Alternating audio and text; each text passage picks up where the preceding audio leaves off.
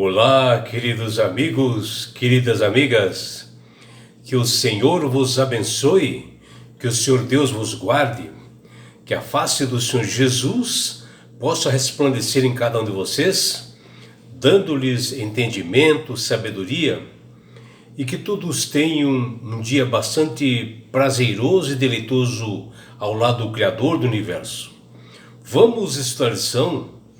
E hoje, quinta-feira, 12 de dezembro, a lição 11, ela tem como título A Oração de Jesus.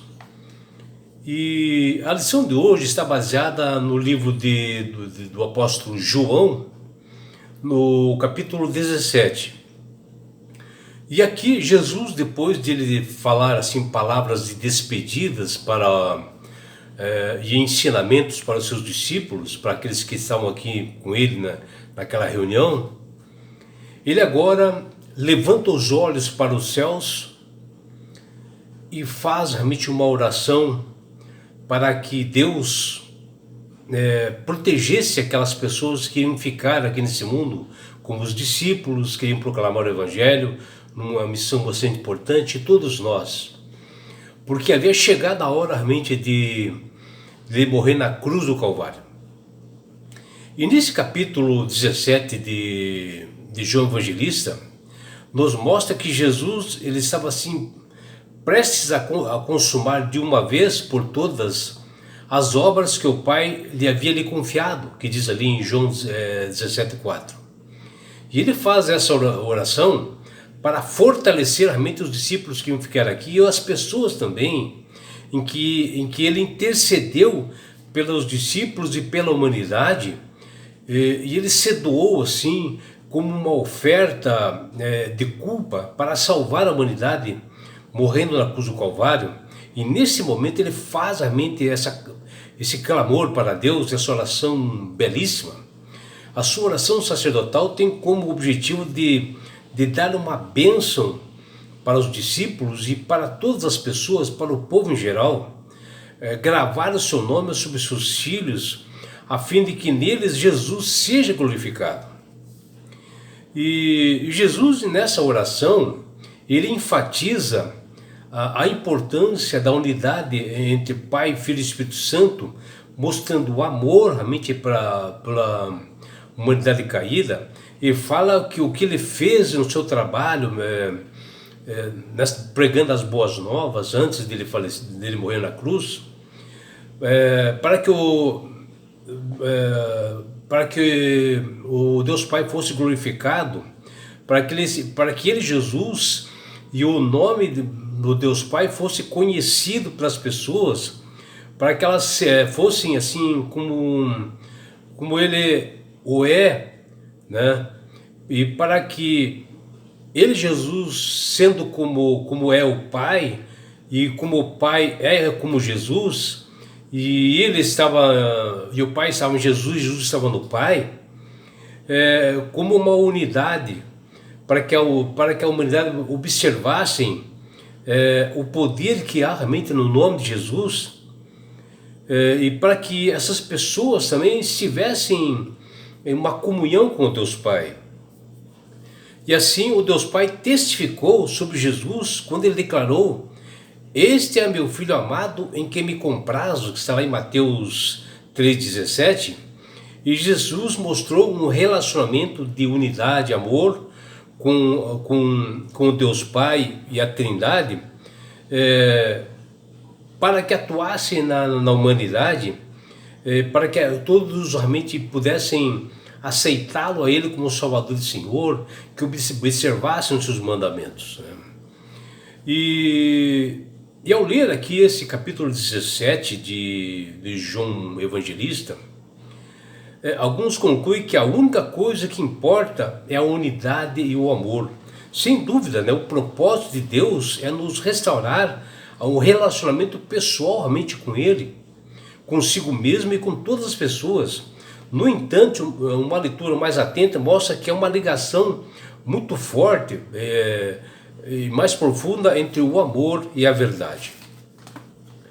Na tradição do Antigo Testamento, no tabernáculo terreno que Deus havia pedido para Moisés construir, o sacerdote fazia sacrifício, né, pelos pecados do povo, e era conhecido como uma oração sacerdotal.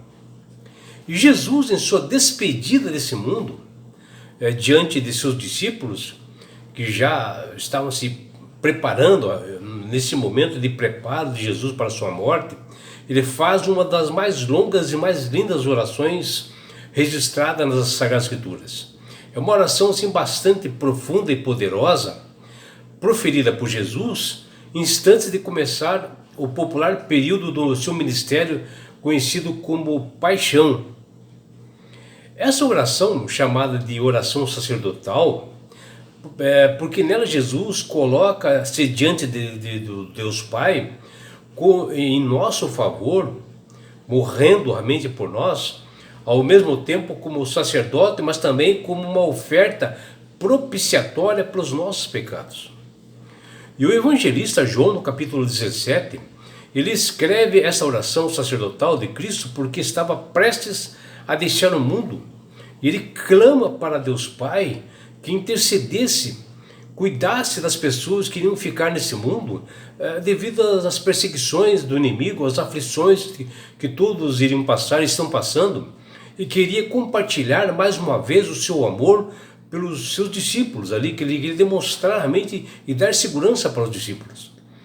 E aqui dava uma lição Jesus estava dando uma lição ali, de como deveria ser feita uma oração, mostrando a intimidade que existe entre ele, o Deus Pai, e o Deus Espírito Santo, ou seja, a Trindade. Por isso que quando nós quando vamos fazer uma oração, nós temos que envolver o Pai, o Filho e o Espírito Santo. E além disso, Jesus queria que os seus discípulos e todos nós hoje desenvolvesse assim o mesmo relacionamento íntimo, pessoal, que ele, Jesus, tinha com Deus Pai e também com o Espírito Santo, que nós também desenvolvêssemos essa função de ter esse relacionamento com a Trindade. Deus espera que nós, aos poucos, possamos crescer em intimidade com Ele. E João Evangelista narra nesta oração de Jesus, e ele diz, olha o que Jesus diz: Pai, chegou a hora, glorificai o vosso Filho, para que o vosso Filho vos glorifique a ti. Está lá em João 17:1. E aqui o Filho de Deus mostra mais uma vez a unidade e o amor existente entre Filho e Pai. E ao aprofundar na oração, nós observamos na leitura desse capítulo 17 de João Evangelista, que há uma união, uma ligação mais forte assim, de amor e verdade, que nós devemos refletir, que Jesus também diz, e a vida eterna é esta, que te conheçam a ti, o único Deus verdadeiro, e o Jesus Cristo a quem enviaste, que está lá em João 17:3. E aqui mais uma vez a clareza tremenda mencionando que há somente um Deus verdadeiro, não existe outro. Não como alguns no mundo supõem hoje e idolatram por aí, ou talvez querem moldar Deus conforme seus interesses e até querem modificar seus mandamentos, querendo moldar um Deus conforme as suas necessidades. E Jesus segue falando palavras fortes, e ele disse, mais uma vez dentro dessa oração, manifestei o teu nome aos homens que me destes do mundo. Eram teus, tu me confiastes, e eles têm guardado a tua palavra. Está lá em João capítulo 17, versículo 6. E quando ele fala aqui aos homens, são os seus discípulos, né, que Jesus havia tocado nos corações deles para que eles pudessem servir a Jesus e proclamar o evangelho aqui. Que eles abraçaram assim, com um grande amor o evangelho e seguiram Jesus, para mudarem assim os conceitos errados que estavam no mundo naquela época e também continua hoje, os conceitos errados que eles tinham também sobre Deus, Eles queriam mostrar que o caráter de Deus é amor. E mostraram o seu verdadeiro caráter para salvar a humanidade. Quando Jesus fez essa oração audível perante seus 11 discípulos, com os olhos assim levantados para os céus, ele elevou os seus corações a uma atmosfera completamente santa. Todos estavam ali, os discípulos, naquele cenáculo que tornou-se uma espécie assim de um pátio no templo, né? E ali o nosso sumo sacerdote, ele proferiu essa intercessão pelo seu povo e de todos os tempos, essa maravilha que foi essa oração, que foi não só somente para os discípulos que estavam ali, que está lá em João 7,20, mas para todas as pessoas. Percebam que a intercessão de Cristo não foi dirigida pelo mundo, né? Como ele menciona lá em João 17,9, mas sim justamente por aqueles que têm fé, aqueles que acreditam realmente em Jesus como Salvador e Senhor de suas vidas, por intermédio da palavra que ele sempre pregou, que está lá em João 17,20. E Jesus aqui não fez acepção de pessoas, absolutamente. O que ele simplesmente fez estava cumprindo o seu ministério sacerdotal, já que o perdão ele é concedido mediante o arrependimento das pessoas, a confissão delas. E mesmo assim, ele dá o livre-arbítrio para as pessoas decidirem se eles querem salvação ou perdição. E nós hoje vivemos assim numa época que Jesus comparou aos dias que antecederam o dilúvio, que está lá em Mateus 24, versículo 37 até 39. E a vida eterna, como ele fala lá em João 17,3, só será concedida a semelhança de Noé, que ele já mencionava Noé na época, né, alertava, para que conhece a Deus ou se andam com ele, que está lá em Gênesis 6,9. Eles ouvem a voz do Senhor e o reconhecem de forma que eles não duvidaram da sua palavra e o cumpriram diligentemente. Está lá em João 17,6, que os discípulos que seguiram Jesus, que obedeceram. E já no tempo de Noé pregou e só sua família que entrou na arca. Pessoas que são santificadas na verdade, que diz ali em João 17,19, que está nas Escrituras, e seguram-se firme nessa mensagem que foi confiada a proclamar, ainda que odiados assim pelo mundo, pois não são do mundo, nós não somos do mundo, que está lá em João 17,6, mas se nós ouvirmos realmente essa mensagem de Cristo, nós nos salvamos. É só aceitar a Ele e obedecer os seus estatutos e mandamentos. Amigos, Cristo atua e quer a unidade de todos nós, e Ele assim destaca em sua oração sacerdotal que não se trata de forma alguma da união de tradições humanas, ou coisa parecida, ou para fins ecumênicos, como muitos fazem hoje, e sim uma unidade com Cristo, uma unidade com a Trindade, uma unidade com Jesus, porque Ele é o único mediador entre Deus e os homens, pela santificação e através da palavra de Deus. As orações de Cristo não são apenas poderosas, mas abrangentes, que atuam em todos os corações. E Ele ora por nós de um modo geral, pessoal, com uma paixão e poder de forma contínua, para que todos estejam realmente nas mansões celestiais. E vemos na Bíblia que Cristo orou pessoalmente por Pedro, que aparece lá em Lucas capítulo 22, versículos 31 e 32, e também ele orou fervorosamente por seu povo teimoso e rebelde na época, está lá em Mateus 23, 37.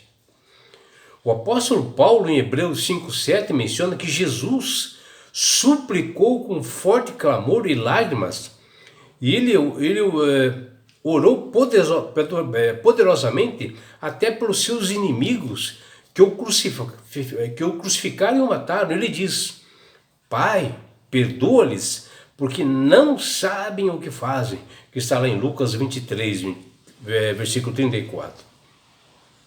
E hoje, Cristo atua em nosso favor no lugar santíssimo do tabernáculo celestial, que é o tabernáculo verdadeiro, que o Senhor erigiu, que Deus realmente construiu, e não por homem, como está lá em Hebreus 8:2, esperando assim que as nossas petições sejam diretas realmente ao tabernáculo celestial, pela intercessão realmente de Jesus como mediador, para que ele possa atender a cada pedido, a cada oração que nós fazemos.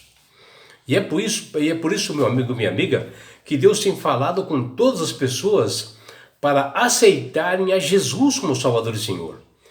Porque Jesus é o único mediador entre Deus e os homens. Porque ele próprio diz, ninguém vai ao Pai senão por mim. É só Jesus. Não existe outra forma de alcançar os céus.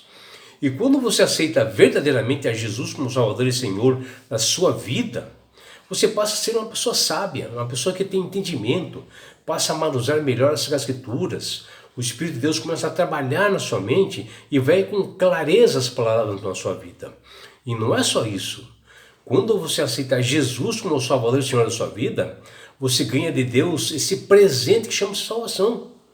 E com isto, na grande volta de Jesus a esse mundo, Jesus, ele levará você, seus filhos, sua família, seus amigos e todos nós, sabe para onde? Para as mansões celestiais. Um lugar, meu amigo, minha amiga, de onde não haverá mais morte, mais dores, mais aflições, não haverá mais perseguições. Você estará no céu. Você estará e terá a oportunidade de ter ali na grande bodas do Cordeiro, participar disso. Você terá a oportunidade de estar assim, ó, face a face com Jesus. Já imaginou? E sabe por que Deus quer fazer isto com você, minha amiga? Com você, meu amigo? Porque Jesus te ama. Abraços do seu amigo João Carlos Amorim.